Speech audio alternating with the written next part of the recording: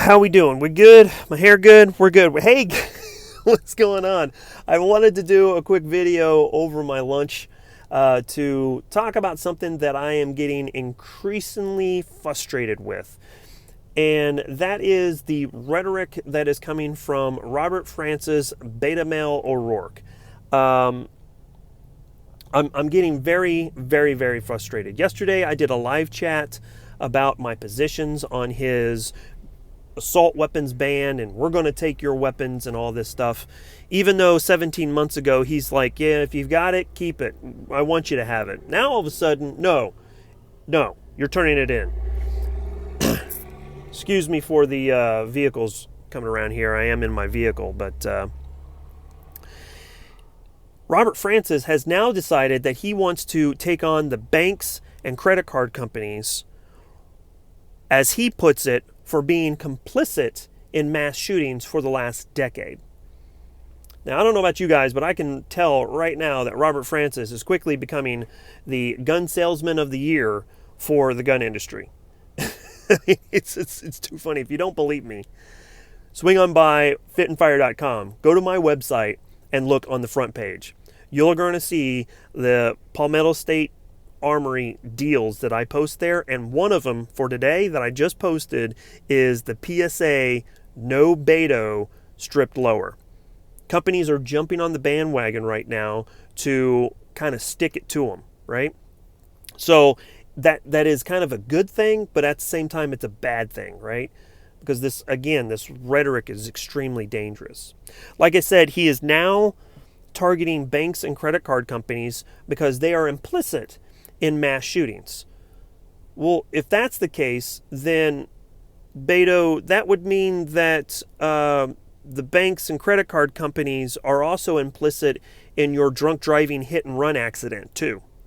Matter of fact, they're implicit in all drunk driving accidents. If you guys don't already know, Robert Francis decided that it was a good idea to go ahead and tip a few back and then get into his vehicle, hop a median, and hit another car. And then when he realized what had happened, he decided he was going to drive off, right? So the hypocrisy is mind-numbing, right? He goes on further to tweet 3 conditions that he wants banks and credit card companies to achieve or strive for. Number 1 is to refuse to take part in any sale of assault weapons.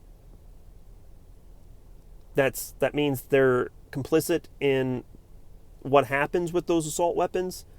Like, drunk drivers are the same as a assault weapon. You got to stop, dude. You're looking like an idiot. You're looking silly. Number 2, he says stop processing transactions for gun sales and gun sales at gun shows without a background check. Because we know that's all they do. You go to a gun show, you don't need a background check. You just buy whatever you want. That is false. If you're running a credit card, that means that you're interfacing with a business, right? If you're interfacing with a business, then you are required to fill out a 4473 and do a NICS background check, right? That's the bottom line. And it's a falsehood that they are perpetuating to create a narrative. And it's extremely dangerous because the uneducated will latch on to that, right? And then finally, he says that he wants credit card companies and banks to stop doing business with gun and ammo manufacturers who provide or sell assault weapons. Well, assault weapons is also deemed as military-style weapons as well, right? They use those words interchangeably. Well, here's a little fun fact. If an assault weapon is also a military-style weapon, what about the M17 MHS?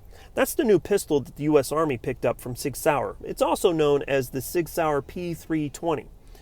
So if it's a military-style weapon, that means that we shouldn't be able to buy a pistol?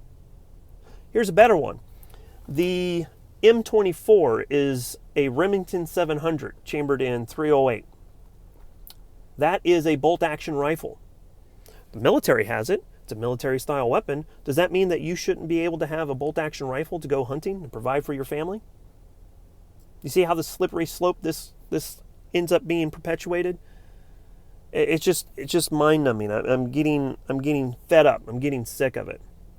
The last thing that I wanted to talk about here real quick is HR 1296. This is the new assault weapons ban that the House of Representatives are pushing through this week. This ban is no different than the ban before. It doesn't solve any problems, and it actually adds on their government buyback, which is nothing more than a Ponzi scheme. And here's the scheme. You're going to pay the government taxes, because that's what you do every freaking year. You pay the government taxes, and then the government's going to turn around and buy your property from you at a discounted rate. So essentially, you're getting your money back from the government. They're giving you're getting permission to get your money back from the government, and then you're turning over your property. It's a freaking Ponzi scheme, right? It's confiscation. That's what it is. You're not getting anything back. You're getting back what you already gave the government that you're going to get back anyway. So how is this even happening? Not to mention, the anti-gun people are essentially now buying guns. The people that don't want guns on the street, they're now paying the government to buy guns, right? So you think they're going to be okay with that? And if they are, they're stupid, right? So what can you do to fight HR 1296? I would suggest you get out and support organizations like the Firearm Policy Coalition, Gun Owners of America, the Second Amendment Foundation. These three organizations are doing yeoman's work in fighting these unconstitutional laws that are trying to be put into place, and we need to make sure that our voices are heard. Call your senator, call your congressman, make sure they understand that this is not going to fly. And if they vote for it, you're not going to vote for them the next upcoming election, right? We need to freaking organize and be one collective voice moving forward. So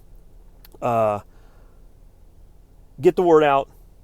Talk to your friends about the rhetoric that Robert Francis is putting out there and about HR 1296. I really would appreciate if you guys would share this on like Facebook or Instagram or something like that. That'd be a big help as well. Again, if you're interested in supporting the channel or you want to see more of these rants, I don't know if you guys enjoy them or not.